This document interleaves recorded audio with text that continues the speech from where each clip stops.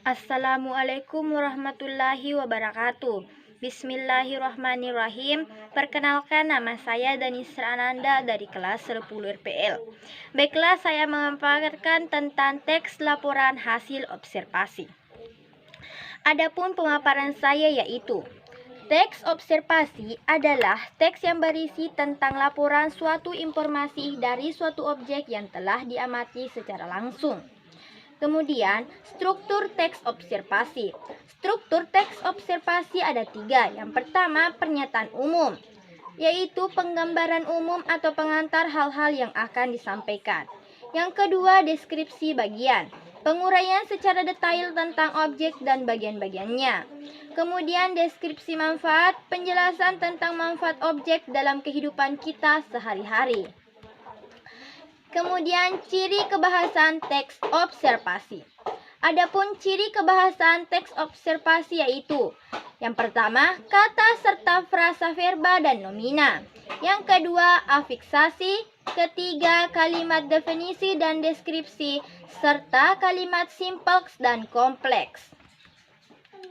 Adapun uraian penjelasan tentang kaidah kebahasannya yaitu yang pertama, kata serta frasa verba dan nomina. Kata adalah satuan bahasa terkecil yang memiliki arti yang bersifat morfem bebas atau tidak bebas. Contohnya, wayang. Kemudian frasa. Frasa adalah gabungan atau kelompok dari 2 kata lebih yang hanya menduduki satu fungsi. Kemudian frasa dibagi menjadi 2, yaitu frasa verba. Verba dapat diartikan sebagai kata kerja. Jadi, frasa verba adalah gabungan atau kelompok dari 2 kata atau lebih yang hanya menduduki satu fungsi predikat. Contohnya adalah sedang bermain. Frasa nomina. Nomina sering disebut dengan kata benda. Jadi, frasa nomina adalah gabungan atau kelompok dari 2 kata atau lebih yang hanya menduduki satu fungsi subjek atau objek. Contohnya, wayang kulit. Kemudian, afiksasi. Afiksasi adalah proses penyembuhan yang dibagi atas 4, yaitu awalan, sisipan, akhiran, dan gabungan. Kemudian, adapun penjelasan antara lain yaitu awalan atau prefiks. Contohnya berlari, di mana ber adalah awalan dan lari adalah dasarnya. Kemudian sisipan atau infiks. Contohnya telunjuk, di mana el adalah sisipan dan tunjuk adalah dasarnya. Kemudian akhiran atau sufiks. Contohnya makanan, di mana dasar merupakan makan dan akhiran adalah an. Dan yang terakhir adalah gabungan atau konfiks. Contohnya berlarian, di mana ber adalah awalan, dasar lari dan akhiran an. C. Kalimat definisi dan kalimat deskripsi. Kalimat definisi adalah kalimat yang memberikan penjelasan umum tentang suatu objek. Contohnya, wayan adalah merupakan salah satu contoh kalimat definisi. Wayan adalah seni pertunjukan yang telah ditetapkan sebagai warisan budaya Indonesia. Adapun contoh kata lain dari definisi, yakni ialah, yaitu merupakan. Kemudian, kalimat deskripsi adalah kalimat yang menggambarkan sifat-sifat atau ciri khusus dari suatu objek atau kalimat yang menggambarkan sesuatu secara spesifik. Contohnya adalah, wayang ini terbuat dari kulit kerbau yang telah ditata. Kalimat tersebut merupakan kalimat spesifik. Kemudian bagian D, kalimat simpleks dan kalimat kompleks. Kalimat simpleks adalah menunjukkan adanya kalimat tunggal yang terdiri dari klausa. Sedangkan kalimat kompleks adalah menunjukkan adanya kalimat majemuk yang terdiri dari 2 klausa. Kemudian setelah kita memahami tentang pengertian struktur dan ciri kebahasaan, kita beralih ke membuat laporan teks hasil observasi. Adapun laporan teks hasil observasi yang saya sajikan hari ini adalah mengobservasi kebun jagung. Adapun cara-cara dalam mengobservasi kebun jagungnya itu, yang pertama kita siapkan dulu bagan atau apa-apa saja yang ingin kita kembangkan, seperti contohnya yang saya siapkan ini. Yang pertama, kebun jagung. Di dalam kebun jagung pastinya kita akan menanam jagung, yakni dengan pemilihan benih jagung. Syarat tumbuh jagung yang dibagi menjadi 3, yaitu iklim, media tanah, dan ketinggian. Kemudian waktu dan cara penanaman jagung yang baik dan benar. Kemudian jarak tanaman jagung, cara merawat tanaman jagung yang dibagi atas 5. Yang pertama, penjarangan dan penyulaman. Yang kedua, penyiangan. Yang ketiga, pembumbunan. Yang keempat, pemberian air yang baik. Serta yang kelima, pengendalian hama dan penyakit. Kemudian setelah itu, beralih ke panen jagung. Di dalam panen jagung, tentu kita harus mengetahui ciri-ciri tanaman jagung yang telah siap untuk dipanen. Kemudian beralih ke proses pasca panen. Kemudian setelah itu, kita masuk ke pengembangan teks. Adapun contoh pengembangan teks yaitu kebun jagung. Kebun yang terletak di Dusun Cepaga, Desa Sido, Kecamatan Sopendriaja. Kebun tersebut memiliki daya tarik tersendiri bagi para pekebun untuk mengolah lahan kebun tersebut untuk dijadikan tempat budidaya sayuran seperti jagung. Selain kondisi tempat dan lahan yang baik serta memadai, kesuburan tanahnya lah sangat bagus, sehingga tanaman jagung yang kita tanam insya Allah akan tumbuh subur. Kemudian dalam menanam jagung, selain memerhatikan kondisi tempat penanaman dan pemeliharaan dengan baik dan benar hingga mencapai proses pasca panen yang diinginkan, adapun langkah-langkah yang harus dilakukan ketika penanaman dan pemeliharaan tanaman jagung hingga pasca panen yang baik dan benar adalah: yang pertama, melakukan pemilihan benih jagung.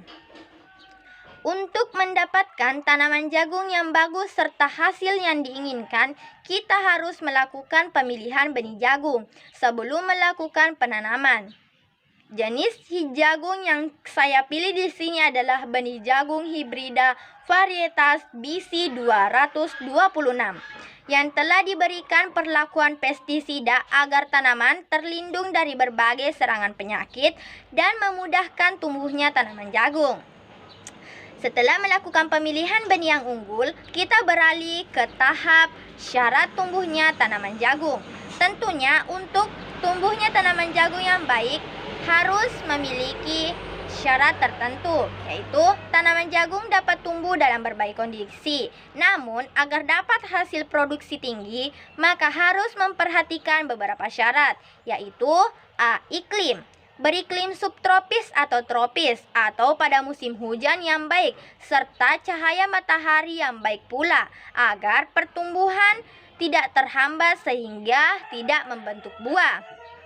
Kemudian B. Media tanah. Memiliki tanah yang bertekstur gembur, mengandung cukup unsur hara agar tanaman jagung tumbuh subur. Dan yang ketiga, ketinggian. Ketinggian tempat penanaman jagung juga sangat berpengaruh pada hasil jagung tersebut. Setelah memahami itu, mari kita pindah ke tahap waktu dan cara penanaman jagung yang baik dan benar. Pada kondisi musim yang normal yang ada di tempat tinggal saya, waktu yang tepat saat menanam jagung adalah pada bulan Desember sampai bulan Mei, karena curah hujannya telah berkurang hingga selesai, sehingga sangat cocok untuk dibudidayakan tanaman jagung. Kemudian lahan tersebut ditaburi dengan pupuk kompos atau kandang, lalu disemprot agar mempercepat proses remediasi tanah agar gembur dan subur. Setelah itu, lakukan proses pengolahan tanah yang bijak dengan membajak atau mentraktor dengan kedalaman 20-3 cm agar dapat membolak-balikan tanah sehingga menjadi gembur, memperbaiki erasi tanah dan menyerap unsur hara. Kemudian setelah itu lakukan penanaman dengan memperhatikan jarak tanaman jagung. Pada kondisi tanah yang lembab, dilakukan penanaman dengan jarak ke depan 25 cm dan jarak ke samping 70 cm. Setelah itu, buatlah lubang tanam dengan cara tugal sedalam 5-10 cm. Kemudian masukkan benih jagung dan tutup dengan tanah yang gembur. Kemudian berikan pupuk dasar untuk mempercepat pertumbuhan dan melindungi dari berbagai serangan penyakit. Setelah itu, ke pemupukan tanaman jagung.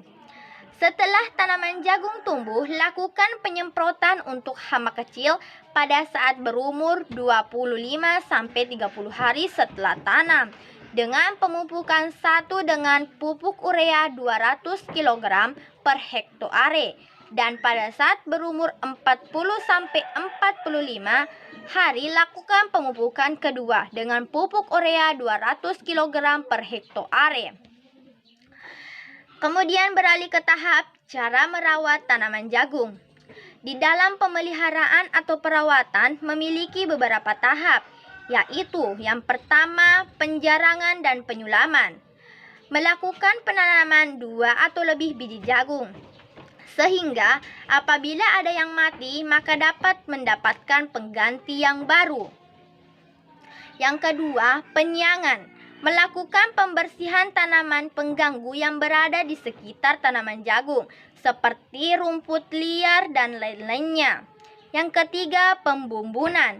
Melakukan pembumbunan agar memperkuat akar tanaman dan mempercepat pertumbuhan. Yang keempat, pemberian air yang baik. Karena faktor tempat yang ada di daerah saya biasanya tidak menggunakan pengirigasian, akan tetapi mengunduh datangnya air hujan. Yang kelima, pengendalian hama dan penyakit. Tanaman jagung sering terkena hama dan penyakit yang mengakibatkan penurunan hasil panen, bahkan kematian dan mengakibatkan gagal panen, maka dilakukan penyemprotan sesuai dengan hamanya. Kemudian, proses panen jagung. Tanaman jagung siap dipanen jika daun klobotnya sudah kering dan berwarna hitam. Umumnya, tanaman jagung dipanen selama berumur 120 hari setelah ditanam. Adapun ciri-ciri yang wajib diketahui ketika jagung sudah siap dipanen. Yang pertama, umumnya berumur 120 hari. Yang kedua, kulit klobotnya berwarna coklat. Yang ketiga, rambut jagung dan tongkol berwarna hitam. Yang keempat, biji mengkilap tidak berbekas ketika ditekan oleh kuku atau keras. Maka setelah terdapat ciri-ciri itu, jagung kita sudah siap untuk melakukan pemanenan. Kemudian proses yang terakhir yakni proses pasca panen. Setelah pemanenan, maka kulit jagung dikupas dan dijemur, biasanya di atas ladang atau kebun atau di atas terpal. Akan tetapi, pada saat pengeringan kita harus tetap menjaga jagung agar tidak diserang oleh jamur, karena bisa terjadi perusakan hasil sampai 50%. Baiklah teman-teman, itulah tadi hasil pemaparan saya tentang teks laporan observasi.